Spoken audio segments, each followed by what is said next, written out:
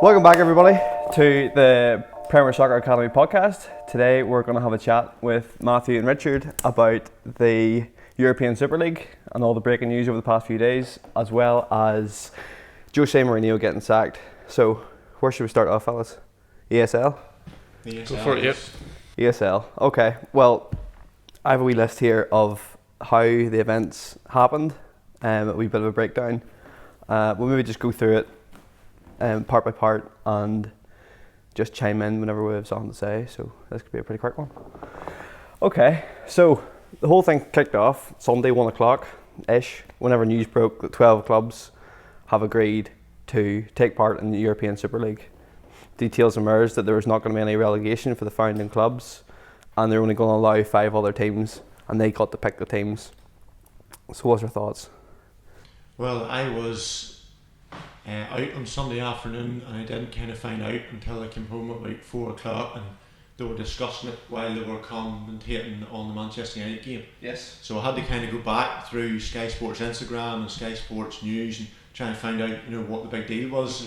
And then I obviously seen what was unfolding and couldn't really believe what I was hearing. To be honest, it was incredible that it just came out of the blue so quickly, and it obviously caused uproar, and what's happened since it's happened. So it was a big shock to me, as I'm sure it did to everybody else, but the way it was just dropped out all of a sudden. Yeah, it's pretty crazy. It's pretty crazy that nobody knew anything about it, and especially because everyone was thinking that weekend the Champions League new format was going to come out on the Monday, and from what I can gather, all those big clubs had already signed off on the Champions League format before this whole ESL thing came out. Richard, what do you think? What were you at? I was later than Matthew. I think I seen. You want to find out now? Find out coming in through the door there. No, I think it was Gary Neville after the game clicked on to. I watched a bit of the United game, but I never even thought of it. When it was on, it was more after the game when his outburst. After he kicked off, and then sort of what is he talking about, sort of thing, and then I looked into it. I think it's wrong. I thought it was wrong from the start. The more you look into it, the worse it is, sort of thing. But it was just like one of them things out of the blue. Do you know that sort of way? It sort of shows that football is probably more all about money than anything really else. Especially the high tier of football. But yeah, it's not good. Absolutely. Well, after that, at 4 p.m, Premier League, UEFA, the English FA, the Spanish FA, even the Prime Minister, everybody was talking about it. Everyone's releasing statements against it, and then later on that Sunday evening, the European Super League released a statement themselves that it will announce that it will commence as soon as practical, and then they announced the clubs. So the 12 clubs were Real Madrid, Barcelona, Atletico Madrid, Manchester United, Man City, Liverpool, Arsenal, Chelsea, Spurs, AC Milan, Inter Milan, and Juventus. But did you think UEFA and all knew about this before it was even announced? Because it was very quick to get a statement out. No, I think they're all blindsided. Yeah. I think maybe, they found out something was going on when all the executives resigned. Yeah, what got me was, do you think there was something that some of them clubs didn't agree with the new Champions League format, or? See, I thought that, but then I read later on, they were the head of UEFA talks a lot about the head of United, Ed Woodward, and the head of City, Ferran Serrano, I think his name is, and he goes on there to call them real a pair of snakes. So they signed off. They went to him and signed off on the Thursday before of the Champions League format, and then on the Saturday and the Sunday, apparently the club signed the agreement for the 23-year contract on the Saturday, and didn't tell anybody until the Sunday. So apparently it was all signed off on both sides, but everybody seemed to be totally blindsided. I want to find out why Spurs and Arsenal there. Really, Arsenal's closer to relegation than they are winning. If you look through the clubs that aren't in it, Ajax. Here, Ipswich has a better European record than Spurs. And it's clearly not a super league in terms of football heritage. Football is a super league in terms of financial power. Money. Yeah. When you look at the teams, apparently Porto said no. they're the biggest club in Portugal. Mm-hmm. And then no German teams. No, like no no, German. One Germans are saying they said no, and the European Super League are saying they never asked the German teams. Mm-hmm. But that's because they're owned by the fans. So obviously they knew. So they went to all the big owners, all the money, and sort of said, we can make you more money because. Mm-hmm. But it's funny, they all come back to like COVID. No, they all come back to say they've lost money because of COVID. But have they really lost money? No, that sort of way. I don't think they've lost money. Well, yes, they've lost the revenue, but they haven't lost like millions, if you know what I mean. They're still able to pay players hundreds of thousands a week, and Yeah. they'll take nothing of that. But even you say, Ryan, about this has obviously been in the pipeline. Arsene Wenger said a number of years ago that the it was coming. European Super League will be with us in 10 years. Yeah. And I think he's a year or two short, or a year or two over. Yeah. You know, so this has obviously been When he was in pipeline charge as for well. some time, and they've obviously been brewing this over and trying to come up with some kind of plan, and they've got their plan severely wrong. Mm-hmm.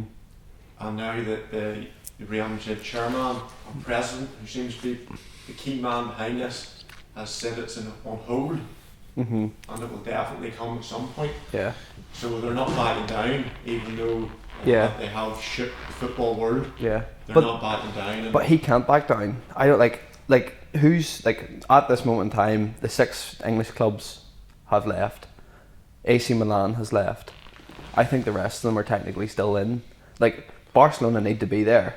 They're bleeding money. They're $1 billion in debt. They need as much money as they can get. Real Madrid are bleeding money. They're getting bailouts from the Spanish government, from what I can gather, just to keep them floating. And he's the head of it, so they need it more than anybody. Do you think in England, it was like 1 or 2 clubs went for it, and then the other 4 had a jump on it in case something did happen? Do you think it was? I think Man United and Liverpool led it. Yeah, it seems like that. To be, and Arsenal too. Well, I think they're getting the brunt of the backlash. Yeah. I think Nobody's Arsenal really mentioned Chelsea. Yeah, no, because they were first.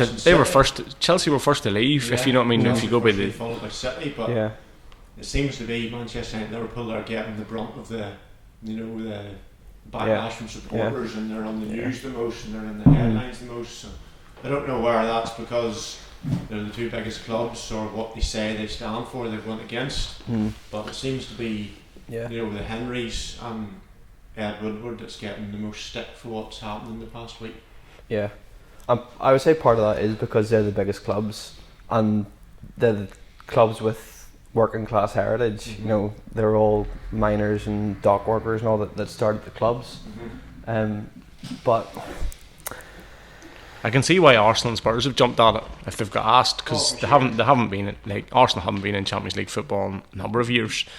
Like if you qualify for the Champions League, you're guaranteed 20 million for the group stages, never mind anything else. So they've missed out on that for the consecutive years, and then to get like what was it, 300 million or something they were going to get for signing up for it. So you can see straight away why they've snatched at it, but it's a silly move because like Arsenal, I think, have nearly finished paying off their stadium. They're not in any financial, like when Wenger was there, he made them money. Even when the signings, like don't get me wrong, some of the signings they've made recently have been dire, and the amount of money they're paying players, but that's sort of the way football's going in general. Like, your average mill player is getting serious money now than they used to not. Like even players are getting 10,000 now, and they're playing League One. You know, that sort of way. Like football's went a wee bit crazy. It sort of needs to. You near think it needs to take a step back, but I don't think it will. I don't know. I was thinking about this the other day, and I think it's all a big bubble, and this is maybe going to lead to it bursting, because all those big clubs need so much money now, and they're starting to realise, like Barcelona is now $1 billion in debt, and I think if they're going to keep Messi, I read something like they're going to have to give him $1 million a week to keep him at the club. Like that's just not sustainable. But who could afford that? Who's going to pay it? It's Barcelona are hand over fist throwing money at him to keep him, and City and PSG seem to be the only two. The only other thing I was thinking why the Spaniards win at it, because they're sort of falling off. You know, like the Atleticos and other teams in Spain are starting to push through. If you look at the English Premier League, you look at your Leicesters, your West Hams, your Evertons, And like Arsenal and Spurs, even Chelsea, Liverpool are all struggling to make the top 4 this year. Don't get me wrong, Chelsea's in it now, but a couple of bad runs and a couple of wins for West Ham and they're going to be in the top 4. So like, is them clubs sort of thinking at the minute, well, in the next 2 or 3 years we might not make the Champions League. Yeah. And we're going to be in the Europa Cup again. Like Arsenal, the way Arsenal's looking at the minute, they'll not even make it unless they win the European Cup, which will get them into the Champions League, but they're not even in the top half. So how can you put your Leicesters out and your West Hams that's hammering Arsenal till get into the Super Cup? Like, so it's silly. Yeah. Well, we'll go on the timeline. Sunday at 12 o'clock, FIFA came out and sort of condemned the ESL. They've been caught a few times with corruption issues over the past year or two. So like they've been sort of reasonably quiet. They've sort of tried to give a wee bit of a slap on the wrist from what I can see. Like, I don't really think FIFA don't really like to stand on like people on the wrists over financials and things like that. But suppose they have to be seen to they have to put their going against it. They can't obviously support it, but I don't think anybody can take FIFA seriously over slapping people on the wrists or condemning things. But I suppose it's the right thing to do for them, isn't it? Yeah. So after that, the Super League contacted FIFA and UEFA the next morning, on the Monday morning, and they started legal proceedings to make sure that the clubs couldn't be kicked out of their domestic leagues because of joining. And then that morning, the 12 clubs resigned from the European Club Association, which really kicked things properly into gear. Then Woodward and Serrano from City both resigned from UEFA itself. The president, UEFA, released a statement to say that the EFL is disgraceful, self-serving, and a spit in the face of all football lovers. Announces the Champions League changes for 2024 afterwards. Now, the 2024 Champions League changes is probably a different issue in itself, because I don't think that's the answer either. But the ESL isn't the answer. Funny, I seen a tweet from Gundogan, that plays for Man City, last night, the night before possibly, and he thinks that the new format of the Champions League is like the lesser of the two evils. Because there's more games. For players to play, as if they don't play enough. Well, they say that they play too much. Obviously, more games is more revenue, more TV, more advertising. So at the same time, and even though they're giving up with the ESL, the new Champions League format is bringing more money into the thing as well. It's more money for UEFA, like as well. More money for UEFA. Just seems to do it slower. Seems to be a nicer way of doing it. With everybody involved and more teams involved and things like that. So all these people are making these decisions, but nobody's consulting fans, nobody's consulting managers, nobody's consulting players. It's all, no matter what part of football you look at, it's all drove by money and power. But I think, and I'm not just saying this because of football, but I think a lot of sport is going the same way. Like, take for instance American football. They bring, is it 4 games to London now? They bring on is it a Saturday and a Sunday? They play like 2 games at Wembley. So they bring 8 teams. Now I could be wrong in what I'm saying, but they bring them over to London. You can imagine you were a season ticket holder at a team over there, and all of a sudden you've got 2 of your games is now played in London. Like, it's wrong. And like, they're charging big money for Wembley. Like, I forget, maybe £120 the cheapest ticket. So you imagine in the Premier League, if they took a weekend of fixtures and said, we're going to America, we're going to Asia, we're going all over the world, and like, you can see that happening. And this, I think with this ESL, that was what's going to happen, because they know that there's a lot of money in Asia. Like, games could have moved over there. Like, you could have been playing a weekend or a week of fixtures in one sort of place. So I think all sport is going down the way of money. So even like more. It's funny, like, you see your pre-seasons, you just know for a fact, like, Manchester United usually end up in Asia, Arsenal end up in the same place. Like, nearly, I think, was it last year, the year before, them, Arsenal, Man United and Chelsea were near in the same area. I think they played each. I think United played Arsenal in a sort of, and that's all for fans. It's all for shirt sales, and that's all organised. Like, you're, instead of going just to Europe to play a few teams, they're travelling halfway across the world. And you can understand, like, anybody running a business is going to want to try and get the most money out of it, but it's not like your local fan base week in, week out. Back to the ESL. I suppose it all ties in, but Monday at 7:00, the protests begin. That was the Leeds and Liverpool game. The Leeds players put their shirts on, and apparently they left the same shirts in the Liverpool dressing room. That didn't go down terribly well with Jurgen Klopp all the same. No, but it's understandable from those clubs' perspective. Like, Leeds is a big. I don't like Leeds, but Leeds is a big club. Compared to some of the clubs, like I would say Leeds has more of a football heritage than some of the ESL clubs. Like, through the ages, I know they had financial issues themselves, but Leeds are a big club. Like United are playing Leeds this weekend, or have played them last weekend. What does the Ellen Road hold, like 40,000? Could be wrong, is it? Yeah, it's a and like, big stadium. Even like with the highest numbers there in the championship, weren't they? Yeah.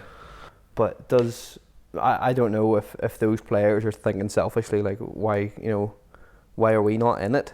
If certain players were in it, maybe it would change their mind, but it didn't seem to be, because there's lots of players. Jordan Henderson's released statements. Luke Shaw released a big statement. Apparently Harry Maguire tore into Ed Woodward in the training ground on the Monday morning. That would look the part, wouldn't it? Hardly gets tore into a striker, never mind Ed Woodward. But that's the first protest, and I think a few of the Leeds fans were burning Liverpool shirts outside the stadium. They wear Champions League badges on their shirt. Yeah, it was like Champions League, and then should be earned. Yeah, earn it. Yeah, but just on the Leeds thing, I thought Patrick Bamford spoke very well after the game. He did. He said about obviously, it wasn't for the European Super League, and said if they'd done as much for racism as they have done for the ESL in the last couple of days, it would go down better. Yeah. So I thought he spoke very well, trying to maybe get the powers in football to turn their attention to more, serious matters, rather than just think about their own back pockets all the time. Yeah. It would serve football better in general, and you would get a better response. Yeah. So that's somebody, who probably won't play Champions League football for a long time, maybe ever. But the problem is that this isn't important. There's more pressing matters in hand, such as racism or whatever. So I thought he spoke very well, and I can't think of any player that's backed it. You say Henderson spoke out about it, Milner spoke out about it after that game. There's been players putting up tweets, saying that dreams are made, not bought, and stuff like that. And fair play to them, because those were the players who were going to benefit from it big time. There hasn't been a player or a manager that has come out and supported it in England, which is a big thing, because it obviously shows that within the playing side of it and the fans and the manager, there's obviously a connection. It's up above that's got it terribly wrong this time round. I think the Leeds are right. Like, you imagine Leeds got promoted last year and they said to the English Premier League, well, we're not going down next year, even if we finish bottom. We don't want to get relegated.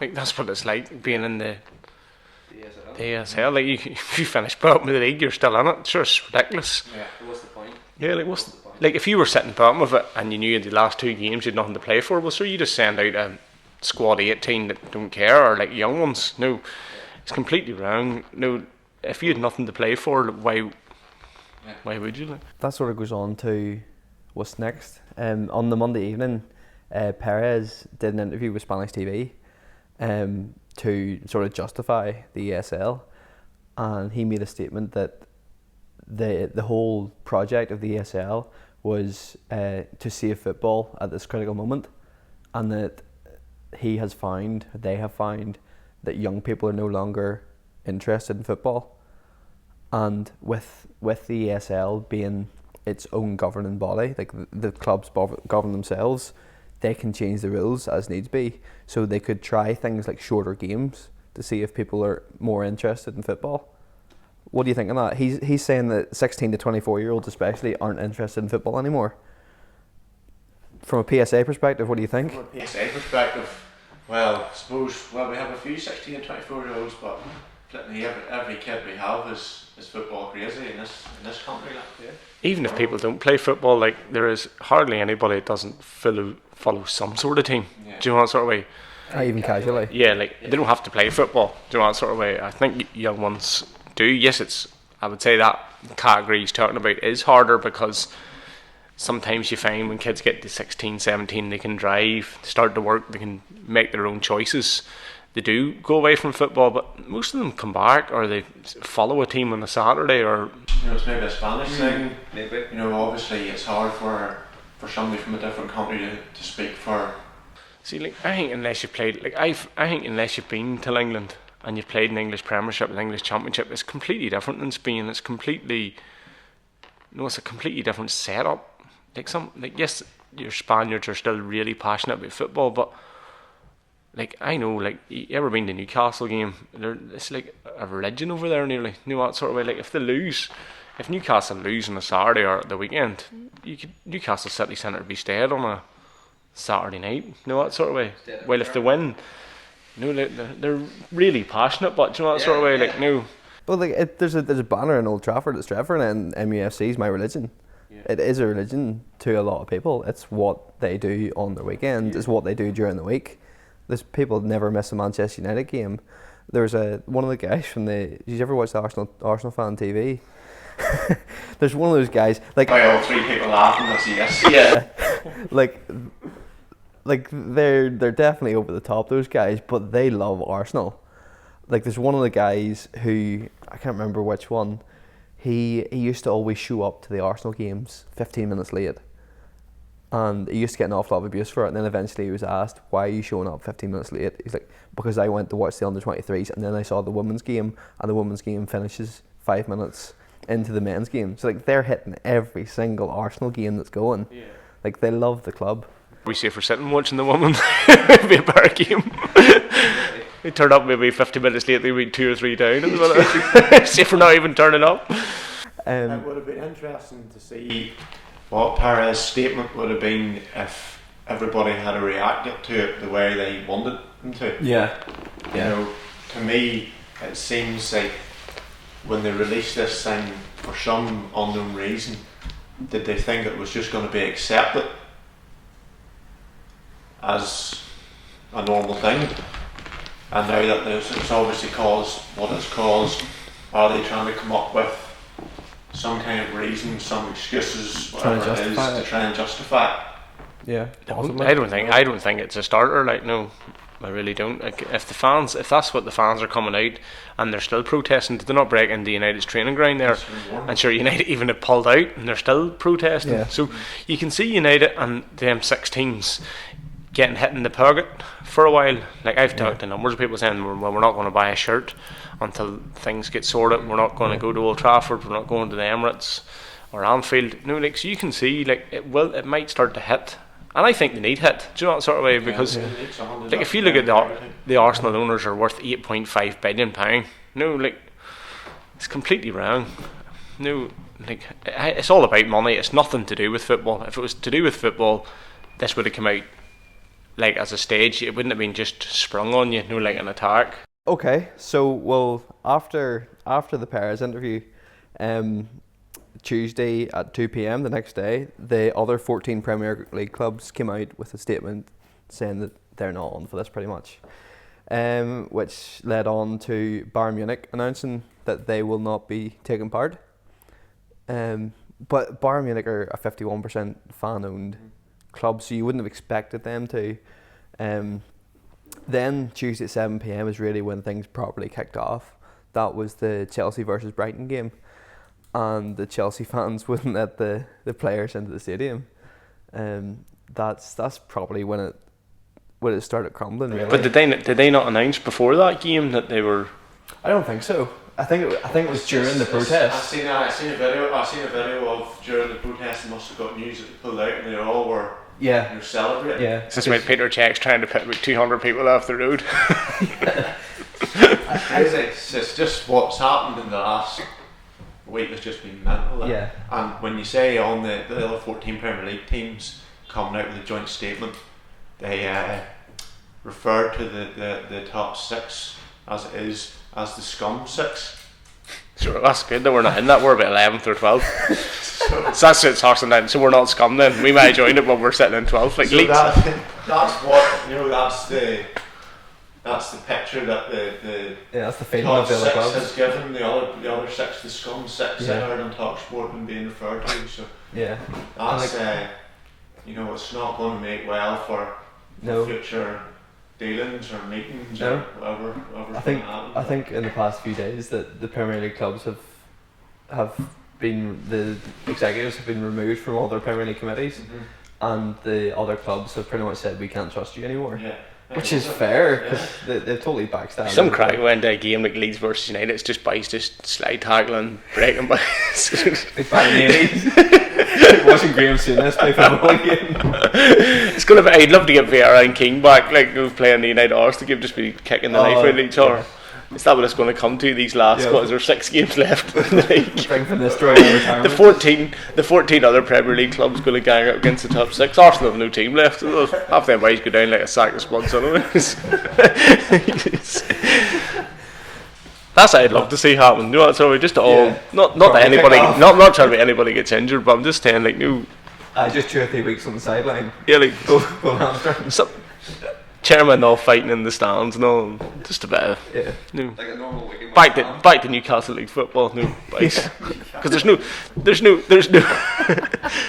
fans to have a go at each other. So like chief executive just tired yeah, stands. Lovely a manager grab Solskjaer. I don't think that's going to happen, but I think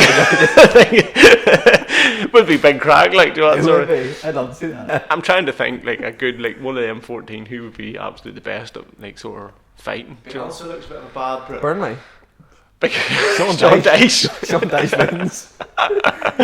Shaved head, walking out, ready to hammer someone. He's nuts everybody and what's on. Saturday night fight night. Sean Dyche against Michael Arteta. Arteta would have no chance. He might as well not even chew up. Yeah. But, we're definitely way off. We're way up. But yeah, that was the protest at Chelsea. I didn't see the match or anything like that. Did the Brighton players wear any shirts or do anything or say anything? No. About 15 minutes into the protest or half an hour into the protest, it seemed that Chelsea had made their U-turn, and then City soon after. I thought if it was going to be anybody to leave first, it would have been City, because they're the team that doesn't need the money, and they can't really afford to lose many fans, because they've only got 13 of them. Is that why there was no protest to fans? There was no protest. There was a protest. There was. I thought the Arsenal fans, there was very little said, to be honest. Do you know? I think they had a protest on Friday past. I know they were. I think they were one of the leading lights too, and they were a bit quiet, and that's unlike Arsenal fans. I know it was all on Twitter, and all the followers, but there wasn't much. And usually they're the first to come out. Like if the team gets beat, they're out in their droves going mad outside the ground, whether home or away. But I just thought it was very calm. Maybe some of the Arsenal fans over in London and stuff like that were happy for it because we hadn't been in the Champions League for a while. I don't know, but I thought they were just probably one of the. There wasn't much from Tottenham either, I don't think, was there? Or I think they're just happy to be involved. I can't say that. Just have. It's staying in. So that was Tuesday at 7 p.m. So Chelsea and City have announced that they're going to put the paperwork in, and then what for me was the biggest news as a United fan was that Ed Woodward's resigning, which made me think that we have a chance of maybe getting rid of the Glazers here too. I thought you were going to say win the league. Yeah, Ed Woodward resigning was the big news for me. That's what I thought. Things are probably gonna fall to pieces there because City and Chelsea have lost. There's a wee bit of the chink in the armour, and United's main man, and I think Juventus's main man resigned at the same time. I read that Ed Woodward resigned because he couldn't back proposals for ESL. I heard that, but that came out a few days after. I think that's him. Against what he was kind of doing for the last Yeah. week. He's seen his first pay slip and says, nah, not getting enough. They just, So Well, that's against what he's been doing for 16 years. Whatever. So it's a bit strange. But All feel this is kind of happening on the back of, obviously the whole plan not being accepted, and you really don't know who to believe or who to trust or. If the whole thing went well and the ESL was starting next week, Woodward's still in the job for sure. The Henrys come out and obviously apologise, and they're obviously just doing that.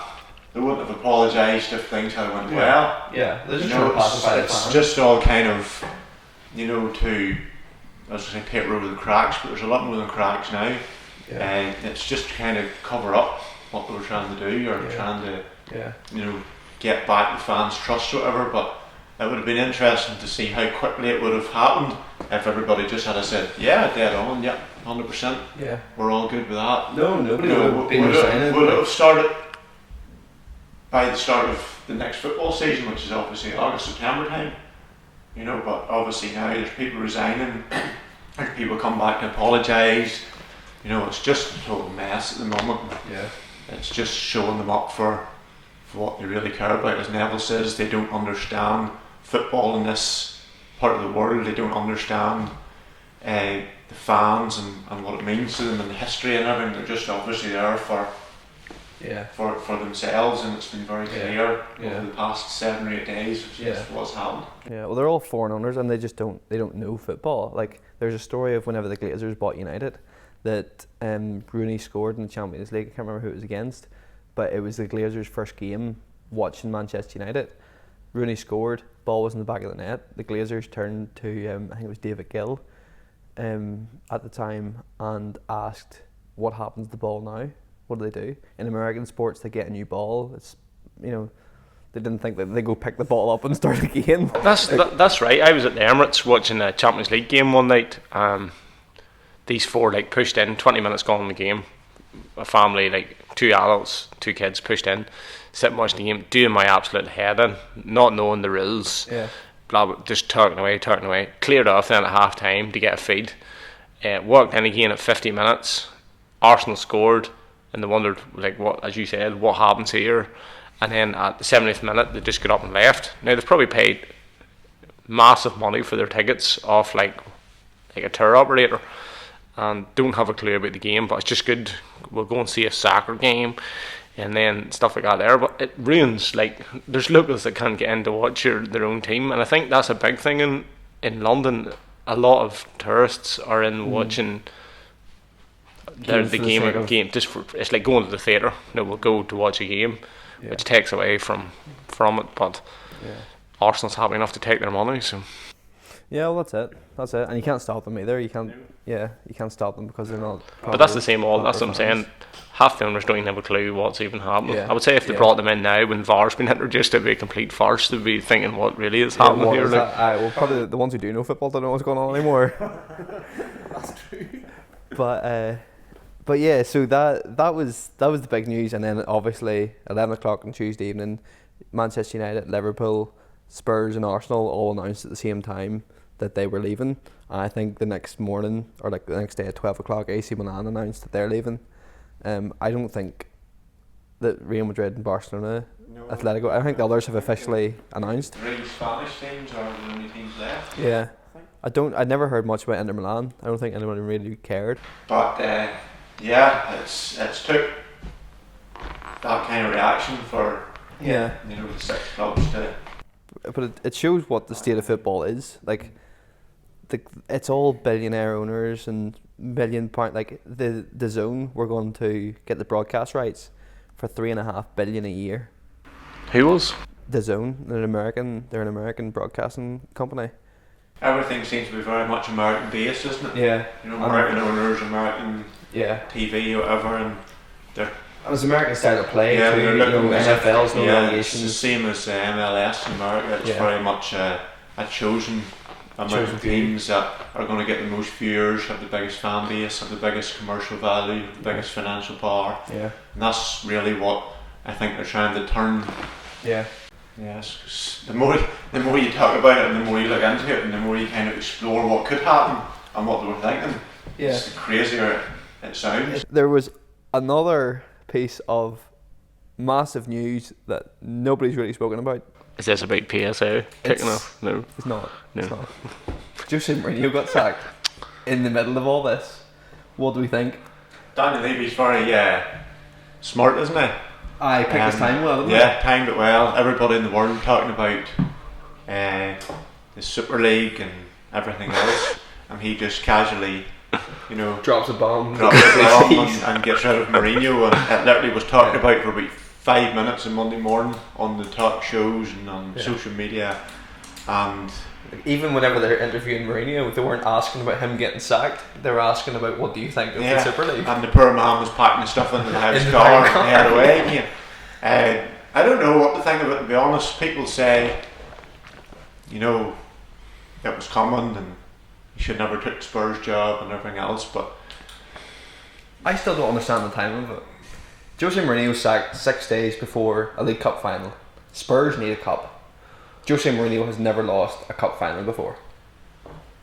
They hold on to him for the week and then sack him after the League Cup final. I was listening to someone on Monday morning and somebody brought up a very good point. They said that Levy obviously doesn't want him to be Tottenham manager anymore. The guy who won them the cup. So if he keeps them on and they do win the League Cup as Mourinho was manager, He has to keep him on. It would look they'll bad. have to keep him on, or if he sacks him, Mourinho will be able to sue them for unfair dismissal because he was brought in to win a cup and he won a cup. I don't know if they'd be able to sue it because Louis van Gaal got sacked the same 20 minutes after winning the FA Cup. Well, Conte got sacked from Chelsea, and he took them to the cleaners and got so many million off them as well as a payback. But is it true that Mourinho didn't train them on Monday? Is that just rumours? That, and if he didn't train because of the whole ESL thing, fair play. Yeah, that's good for him to stand up. But is he going to get if you go in to do a job and he turns around and says to Levy, "I'm not taking these boys out to do any training"? Yeah. Is he actually breaking his contract? Saying, I suppose he would be. It's still a job at the end of the day. He is breaking the contract. I just think, obviously, it looks like it was coming and the time. But why did he not sack him after last week, or whenever? What made him leave it to Monday? 2 days really before they played, or when they play Wednesday night? Wednesday night, yeah. It's a strange one, but I think he's just timed it well. Nobody will be talking about it. Nobody will mention it too much. I'll get rid of him now. He's give Ryan Mason the job, which is, I don't know, it's unbelievable for him. It's incredible for him, but he's kind of saying to himself, we'll just go with it, whatever happens between now and the end of the season. If we win the League Cup, fair enough. If we don't, it's only the League Cup. They're not worried too much about it. They'll cut their losses and get rid of Mourinho, and they'll probably write this season off. Like every season. And go again, like every other season, and go again next season, and they'll probably try and bring in another big name to try and break into that. Or was Levy hoping he was going to get the 300 million from the Super League to pay Mourinho? So now he's completely broke. Yeah. Do you think he deserved to be sacked? I don't know if he deserved to be sacked, but I don't think he deserved to keep his job. So you really do think he deserved to go? I don't think he was doing enough. It feels as though to me the week before a League Cup final is not the time to sack your manager for the sake of the team as well. But if you're looking at it from obviously the people at the top of these clubs we have worked out over the past 7 days are not in it for the better of the team, they're in it for the better of their business. No. And I think Levy has picked this time now to sack Mourinho just to save him hassle and. Or do you think it's to fire the players up to sort of think, no, you know what it's like. If you go up, if someone gets sacked in the bottom tier teams, usually their next couple of performances, they're a big chance of winning with a new manager in because everybody's out to impress. So does Levy think this is another thing? Mourinho's been just dodging along, getting a few draws, a couple of points, getting beat. Maybe he's fell out with him. No, is this another way of trying to recheck it? Well, it's interesting because we did a couple of polls on our social media, and 58% think that Spurs were right to get Josè Mourinho sacked. That's pretty close. Yeah, so it's not. It's not cut and dry. It's not, and then some people say that Josè Mourinho has passed it and the Premier League has moved on. Is he still a a world class manager? Has he still got? I think he is. Has he still got the ability to mix it with the Guardiolas, the Klopps, you know, the Thomas Tuchels, who's performed very well at the minute, and have all probably beat Mourinho over this past number of months? I don't think Spurs is as good a team as they portrayed at the start of the season, for example. I think they've got Kane and Son and a few are pretty much world class players. There's a few players in there that are decent, and then there's the rest that are either too old or just not good enough. The rest. Yeah, but like, it's not like he's been working. No, he hasn't made any big signings. No, he hasn't. He's always spent big dough. Like, yeah. You know, he's always spent big money on But then, Chelsea and United, and he's never been given that. He hasn't spent massive money. He probably wasn't give. I would say he wasn't give money. I would say Spurs aren't financially. Yeah. They're not in financial difficulties, but I would say with the stadium and stuff like that, they haven't got. Now you could see the likes of your Harry Kane's going this year. I don't know where, but like you could see if Levy wants money, you could see him, and like Harry Kane's not getting any younger. So like, when do you sort of call the point to say £100 million for him? Like he's picking up. Like there's not a season goes by he's not out for 3 or 4 weeks. Yeah. Son the same. If someone come in offering big money, but then who does Spurs get in? Like as you say, Ryan, they're only really a two-man team. The rest are just there to make up the numbers. Yeah. Like, did José buy anyone? Højbjerg. Did he buy Højbjerg? Yeah, tell me Mourinho. Like he brought in Joe Hart. Yeah. Joe Hart was second or third choice at Burnley. I don't even know if he was even second choice. And all of a sudden he's straight into Spurs as the second choice keeper on more money than he was on at Burnley. Yeah. So like he signed a few players that just didn't, like, especially Joe Hart. Like Joe Hart is nearly on the way out. Like, no, that sort of way. He's not in England set up. So was he just trying to buy players to get him through it, or was it a job that he took on to get a few more quid, and he knew that he was never going to be able to? Maybe Levy told him he wasn't going to get any money. I just think sacking a manager in April is just strange. If you've made it through a season to April, stay until let him stay until. But then again, let's say he's on a $5 million bonus for winning the cup. Yeah, it could be on True. See, there's that much to it. You know, yeah, it's and you'd never know. It's all financial. It's all financial. It's definitely. Yeah. You know, it's down to the clauses in his contract. Yeah. The extras or whatever. I'm sure with his record, he's got a watertight contract. He's made 50 million from getting sacked over the past few years, and he's been in 3 English clubs in 5 years. Is that him done in the Premiership? Yes. No more clubs? No. Richard? You just don't know. You don't know. He's not going back to United. He's not going back to Chelsea. He's already done Spurs. He's not going to go. He couldn't go to Arsenal after being at Spurs and Chelsea. He could. Yeah, well, that's true. But then again, he would see that as a challenge. That would be a challenge. No, that would be a challenge. That'd be like going to United and then having the chance to go to City. He would see that as a challenge because he is. But then it's funny because he always has really good records against Arsenal. Do you know that sort of way? Like, no, when he was at Chelsea, I don't think Wenger ever beat him. No, and stuff like that there. Whether you take him at Arsenal or not, I think Arteta's young. Hopefully he can move things along. He should choose. What do you mean he's average? He's at 10th in the league. We're not even 10th, right? I think the Premiership ends up. I think it'll be international management. I think Portugal sits in Parliament. Well, possibly an Italian team. You know, Derry City filled their spot this morning, so he can't go for it. There's not maybe as much. Do you think you'd make it? Does PSA need a new coach? No, we don't. A goalkeeping coach? Yeah, that would do really well. Like, yeah, we sort of need like someone to do a bit of like, balls, pump up the balls and stuff like. He wants to come in and give us money for it. Yeah, like he can afford to fund us. Very much in return. PSA sponsored by Josè Mourinho. But do you think? I think he could be a good international manager. I think time is maybe coming that he. Because he's going. Honestly, I can't see him, especially like the way. Could you see him at like an Everton club? Wolves was mentioned because of the Portuguese thing. Yeah. Nah, I couldn't see him. That's pretty much the Portuguese national team. Because their manager might have aspirations of moving on to Spurs, for example. He's been linked with that over the past week. This podcast is brought to you by JN Hair. JN Hair have a fantastic hardware store and also offer plant hair. They also do a fantastic embroidery service, which we use here at PSA to get all our training gear badged up. Hit them up on Facebook, which will be linked in the description below, and contact them for any more information you may need.